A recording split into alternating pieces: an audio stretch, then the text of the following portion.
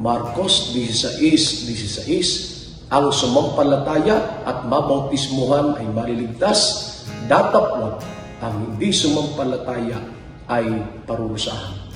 May dalawang punto na gusto ko pong maintindihan natin, mga kapatid. Una po, pananampalataya. Ikalawa ay bautismo. Ito'y mga sangkap upang ang tao'y maligtas. Unahin natin ang pananampalataya. Ang tanong, paano uusbong, sisibol sa puso ng isang tao ang pananampalataya?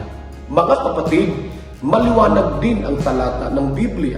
Roma Kapitulo 10, versikulo 17. Ang pananampalataya ay nanggagaling sa pakikinig at sa pakikinig ng salita ng Diyos. Importante na meron tayong pananampalataya sapagkat sinasabi din ng Hebreo Kapitulo 11, versikulo 6, ang lumalapit sa Diyos, lumapit ng may pananampalataya at siyang nagbibigay kagantihan sa kanila.